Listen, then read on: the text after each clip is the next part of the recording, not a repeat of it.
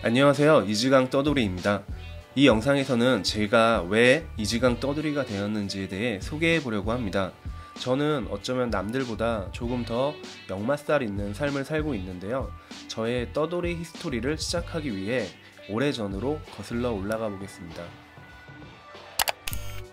저의 첫 직업은 언더그라운드 힙합 뮤지션이었습니다.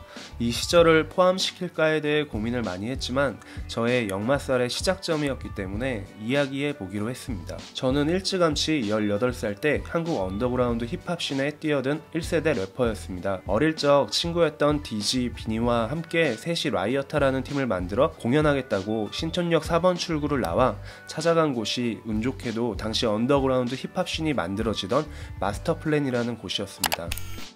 팀의 리더였던 디지가 외국으로 유학을 가게 되었고 그 후 같은 클럽에서 공연하던 커빈 형의 제의로 친구 비니와 합류하면서 12매스라는 팀이 만들어졌습니다. 언더그라운드에서만 활동하다 커빈 형과의 성격 차이로 저는 가장 먼저 팀을 탈퇴하게 됩니다.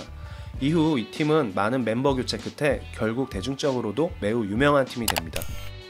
때마침 한국으로 돌아온 디지와 다시 팀을 결성하게 됩니다. 이 팀의 멤버로 페니 형과 만두, 미스티 등이 합류하고 솔스케이프 형이 객원 DJ로 활동을 하게 됩니다. 얼마간의 활동 후 당시 리더였던 디지와의 음악적 성향 차이가 벌어지며 탈퇴를 하게 됩니다. 그 사이 12매스를 탈퇴한 비니와 메이크원 형 그리고 2MC라는 팀을 해체한 리오 케이코아 형과 AW2라는 크루를 만들게 되고 당시 솔로 활동 중이던 주석이 형을 AW2로 소개해 합류하게 됩니다.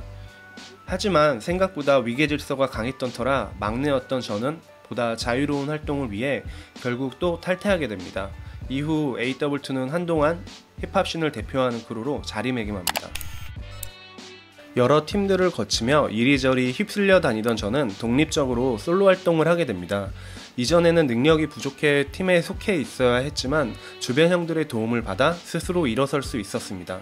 큰 성과가 있었던 건 아니었지만 수많은 무대를 혼자 책임졌고 열심히 아르바이트해서 모은 돈으로 저의 첫 정규 앨범인 리릭시스트를 제작해 발매하고 군에 입대합니다. 아마 당시 래퍼 중 제가 막내였지만 1호 현역 입대자였던 걸로 기억합니다. 군대에서 제대 후 AW2 크루는 해체되었고 가장 잘 맞았던 리오 형이 만든 도깨비지라는 크루에 들어가게 됩니다. 크고 작은 많은 공연들에 참여하며 사회에 적응해 가던 시기였습니다. 추후 학교 생활과 직장 생활을 하게 되며 크루 활동에 집중하지 못하고 자연스럽게 멀어지게 됩니다. 복학 전까지 시간이 많이 남아 있었고 음악만 해서는 돈을 벌 수 없어 잠시 일을 해야 했습니다. 페덱스 킹코스라는 곳에 계약직으로 합격이 되었고 신입사원 평가 기간 동안 1등을 하며 본점에서 일을 하게 되었습니다. 소중한 첫 회사 생활이었고 학교 복학을 위해 짧게 근무한 후 저의 첫 번째 퇴사를 하게 됩니다.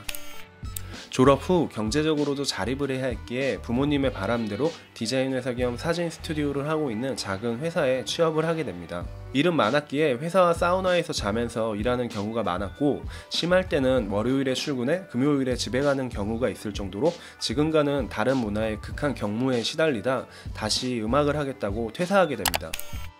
그 후 친구였던 자건과 의기투합하여 애니스타일이라는 팀을 만들었고 유명 뮤지션의 매니저분이 만든 기획사와 계약을 하고 앨범 준비를 하게 됩니다. 그러던 중 기획사의 내부 사정으로 음악 사업을 접게 되었고 결국 모아둔 월급으로 기어이 준비하던 앨범을 발매합니다. 반응도 괜찮았고 야심차게 활동을 시작했으나 이번에는 친구의 사정으로 팀을 유지하기 어렵게 되고 저는 또 한 번 좌절하고 방황하게 됩니다. 그렇게 한동안 아무 일도 못하고 깊은 슬럼프에 빠집니다. 그러다 친구들과 음식 장사를 준비하기도 했지만 더 늦기 전에 회사를 다니는 게 좋겠다는 생각을 하게 됩니다. 음악 사업을 배울 수 있는 곳이면 좋겠다는 생각에 킹핀 엔터테인먼트라는 음악 유통회사에 들어갑니다. 한국의 유료음원 사이트와 디지털 음악 유통이 자리 잡던 초창기였기에 음악 마케팅 일을 하며 많이 보고 배울 수 있었습니다.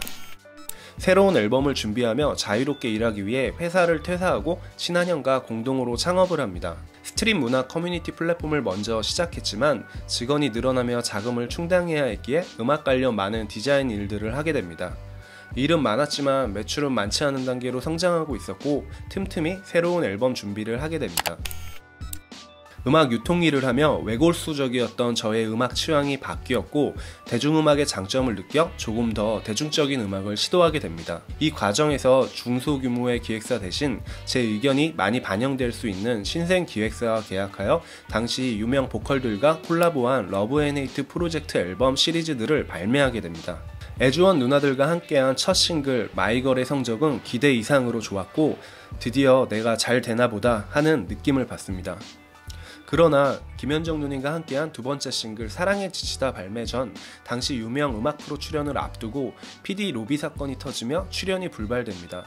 엎친 데 덮친 격으로 오토바이를 타고 신호 대기 중 다른 차량에 치여 입원하게 되며 아무런 홍보 활동도 못하고 접게 됩니다. 많은 실망감이 들었지만 절치부심해 제이 누나와 세 번째 싱글 바이바이를 발매하고 문승재 감독님과 함께한 CG를 활용한 뮤직비디오가 좋은 반응을 얻으며 다시 좋은 흐름을 만들게 됩니다. 그러나 다음 싱글을 준비하던 중 소속사에 문제가 생기고 앨범을 더는 진행할 수 없게 되어 저는 한 푼의 정산도 받지 못한 채 앨범에 대한 권리마저 양보하며 계약을 해지하게 됩니다. 그리고 또다시 깊은 절망감에 휩싸이게 됩니다. 그동안의 노력이 다시 수포로 돌아가 자포자기하게 되고 공동대표였던 사업도 포기한 채 논현동 옥탑방을 얻어 한동안 집에 처박혀 있게 됩니다. 돈도 희망도 의지도 남아있지 않았습니다. 이때가 29살이었는데 지독한 아홉수였던 것 같습니다. 그러나 죽으라는 법은 없다고 했던지 음악 관련 웹 디자인, 앨범 커버 디자인 등의 의뢰가 들어오며 하나 둘씩 하다 보니 어느새 적지 않은 돈을 벌고 있었습니다. 프리랜서 일이 잘 되며 경제력과 자존감을 회복하자 마무리하지 못했던 러브 앤 헤이트 프로젝트를 혼자 마무리해야겠다는 생각을 하게 됩니다. 열심히 디자인해서 번 돈으로 다시 앨범을 제작하게 되고 태환형과 제이스가 함께한 가슴에 묻다와 박정은 님이 함께 해주신 시리즈 마지막 싱글 러브 딕셔너리까지 무사히 발매를 하며 잘 마무리하게 됩니다. 많이 알려지지는 않았지만 열심히 만들었던 앨범들이었기에 후회는 없습니다. 그 외에 키스미 달링, 이 또한 지나가리라 등 몇 개의 싱글을 발매했고 음원 매출이 많지 않아 심한 적자를 보며 상처뿐인 영광이라 정신승리하고 스스로를 위로합니다. 여담으로 그중 야구선수 양준혁 선수의 은퇴헌정곡 위풍당당 양신을 발매한 적이 있는데 실제 양준혁 선수의 은퇴식 방송의 주제곡으로도 쓰이고 훗날 양준혁 선수에게 전화가 와 직접 만나 뵙고 감사 인사도 받는 등 잊지 못할 보람있는 일들도 있었습니다. 그러던 중 지인에게 새로 생긴 회사에 추천을 받게 됩니다. 급여 조건은 프리랜서 벌이에 반절도 안 됐기에 고민을 했지만 새로운 경험과 면접을 보셨던 팀장님과의 대화에서 신뢰를 느껴 입사를 결정합니다.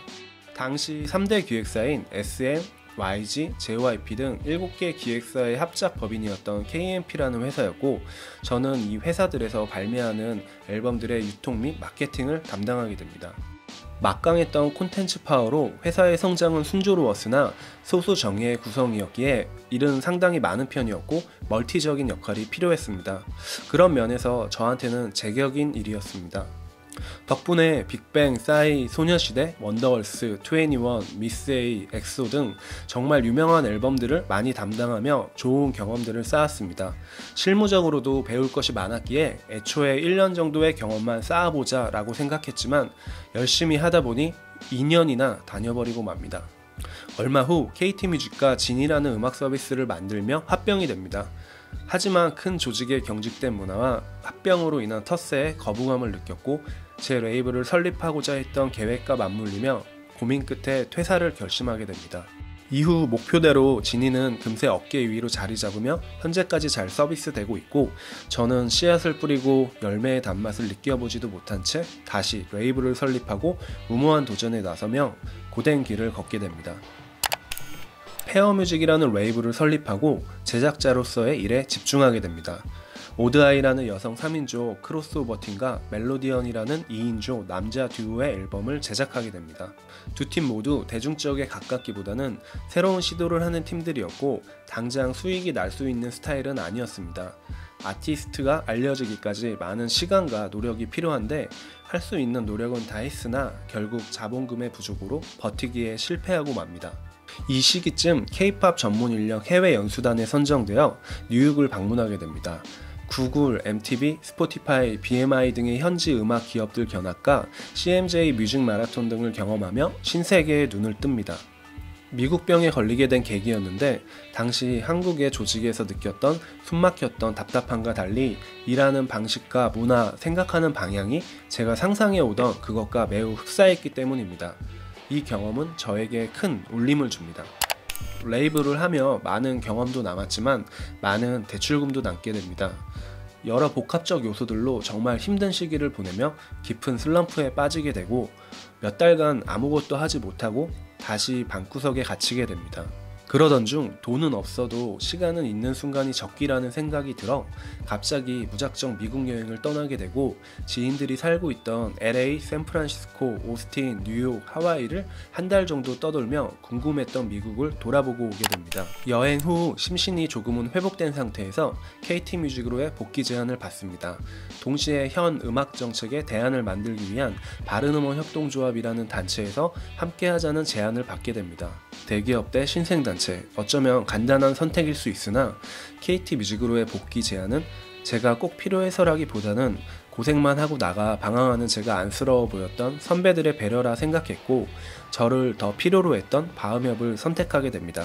신하위 출신의 신대철 이사장님을 도우며 우리가 가진 음악 정책의 불공정성에 대해 알리고 대안을 제시하는 일을 하게 됩니다.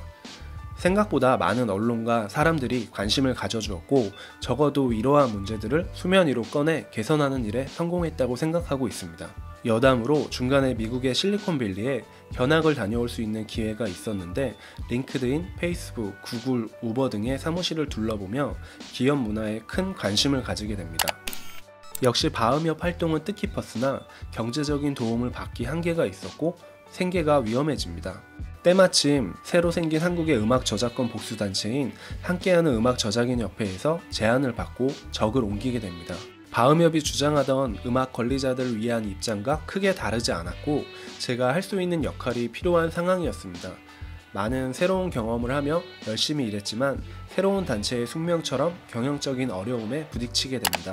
포스케 근무 시기와 겹쳐 두 학교의 실용음악과 학생들을 대상으로 뮤직 비즈니스 강의를 할 기회가 생깁니다. 음악인들의 음악 정책에 대한 이해와 관심이 중요하다고 느끼며 필요한 일이라고 생각해 열심히 참여하게 됩니다.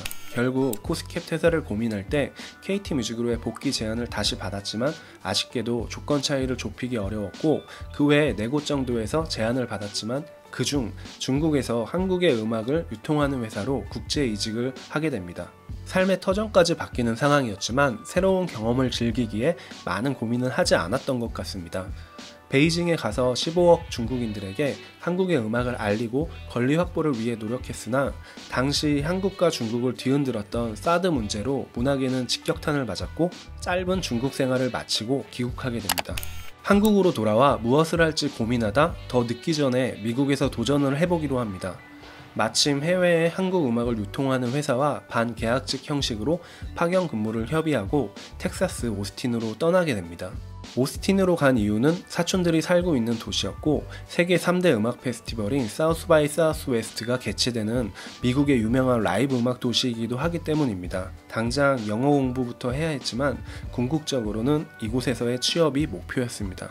미국에서의 생활은 새로웠지만 취업은 사실상 뜬구름 같은 이야기였습니다. 실제로 취업 비자를 받기 위해서는 굉장히 유명하거나 IT 계열의 인재였던가 아니면 미국에 분명히 도움을 줄 수 있는 무언가를 가지고 있어야 했습니다. 그러던 중 한국에서의 경력을 잘 살려 일을 할 수 있을 만한 음악회사와 알게 되었고 몇 달간 많은 이야기를 나누고 교감한 끝에 스폰을 비롯한 취업 비자를 진행해 주기로 합니다. 그야말로 뜬구름을 손에 쥐는 기적 같은 일이 벌어진 것이었습니다. 취업 비자 준비는 시간이 조금 필요한 일이었습니다. 그때 한국에서 함께 일하던 선배가 미국에 와서 만나게 됩니다. 퇴사 후에도 2번이나 더 복귀 제안을 주셨던 가까운 분이셨고 기존 회사를 그만두고 새로운 회사에 가게 되었으니 저도 합류할 것을 제안받습니다. 실제 국내 1등 통신사와 3대 기획사가 손을 잡은 한국의 음악산업에 큰 영향을 줄 수 있는 굉장한 빅딜이었고 매우 안정적이었으며 가슴 설레는 프로젝트였습니다. 또한 제가 잘할 수 있는 일이기도 했습니다. 저는 일단 한국으로 돌아옵니다. 미국 영사관에서 인터뷰를 본 후 취업 비자를 받아서 돌아가야 했기 때문입니다. 그 사이 한국에서 제안받았던 프로젝트에 임시 사무실에 인사차 들렸고 적극적인 제안에 다시 고민하게 됩니다. 드디어 뜬구름을 잡았는데 한국의 반가운 지인들을 만나니 미국 생활에서 유일하게 힘들었던 향수병 비슷한 외로움이 마음 한켠을 흔들고 있었습니다. 정말 많은 고민이 들었습니다. 미국에서 1년간 투자한 돈과 시간의 결실을 막 맺는 시기였고 한국의 프로젝트 역시 2번 있기 힘든 좋은 기회였습니다. 하필이면 이런 좋은 기회가 동시에 찾아옴을 원망하며 정말이지 힘들었던 선택을 하게 됩니다. 미국의 회사에 먼저 연락을 한 후 돌아갔고 진심으로 양해를 구하고 언제든 돌아오라는 감사한 말씀과 함께 일주일 만에 급하게 살림살이들을 정리하고 한국으로 돌아옵니다. 좋은 선배들과의 재회 그리고 제 능력을 조금 더 잘 펼칠 수 있을 거라 생각한 힘든 결정이었습니다. 그렇게 새로운 회사에 합류해 열정적으로 일하기 시작합니다. 세팅 멤버로 출발한다는 건 여러 일들이 많고 조금은 고생스럽지만 오랜만에 호흡이 잘 맞는 분들과 일하며 즐거웠고 새로운 음악 서비스에 대한 기대감도 커져갔습니다. 하지만 기대가 너무 컸던 탓인지 대기업의 문화와 여러 불합리한 상황들로 인해 큰 실망을 하게 되었고 저의 1차적인 역할을 끝냈을 때쯤 몸이 많이 안 좋아지고 마음의 상처도 심해져 더 이상 일을 하기 어려운 상태가 됩니다. 분명 크고 안정된 회사였기에 많은 분들이 이번만은 견뎌보라며 조언해 주었지만 건강 회복이 우선이었고 예상과 현실은 너무 달랐기에 현실과 이상 사이에서 갈등하다 결국 퇴사를 선택하게 됩니다. 퇴사 전후로 여행을 하며 많은 생각을 해보았습니다. 조직 문화의 문제일까? 그것들을 참지 못하고 현실보다 이상을 꿈꾸는 내 문제일까? 제가 내린 결론은 아무것도 문제가 아니었습니다. 훌륭한 축구선수도 감독의 전술과 맞지 않으면 제 기량을 발휘하기 어렵고 결국 자신이 잘 적응할 수 있는 팀을 찾아다닙니다. 팀보다 위대한 선수는 없다는 말이 있듯이 저 역시 아직은 저와 잘 맞는 팀을 찾아가는 과정이라고 생각합니다. 누군가는 참을성이 없다 하고 누군가는 도전정신이 많다고 합니다. 또 누군가는 실패라 말하고 누군가는 경험이라고 말합니다. 모두 맞는 이야기라고 생각합니다. 다만 내 길이 아니라는 것을 알았을 때 참는 사람과 새로운 길을 찾는 사람이 있고 그것은 성향과 상황에 따른 차이일 뿐 옳고 그름을 논할 문제가 아니라는 생각을 하게 되었습니다. 확실한 건 저는 찾는 사람이고 행복하게 일하며 살 수 있는 그 곳을 찾을 때까지 또 뜬구름을 잡으러 떠돌아다니게 될 것 같습니다. 생각해보면 저는 어려서부터 랩을 하며 무엇인가 더 좋은 세상으로 바뀌길 바라는 작은 혁명들을 소망해왔고 불합리함에 솔직히 소신껏 발언을 하는 것들이 보수적인 조직의 관행과 어울리지 않았던 것 같습니다. 이 영상을 만들기 위해 저의 지난 세월들을 다시 되짚어봐야 했는데 믿고 원망스러웠던 사람들보다 감사하고 죄송했던 분들이 더 많이 떠오릅니다. 여러분들도 각자의 위치에서 행복하게 일하시고 후회 없이 살아가시길 바라겠습니다.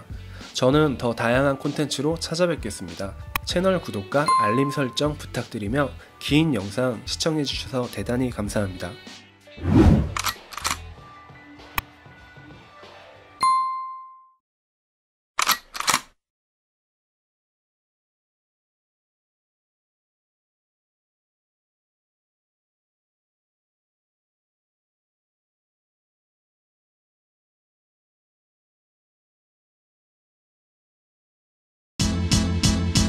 Come on, yo.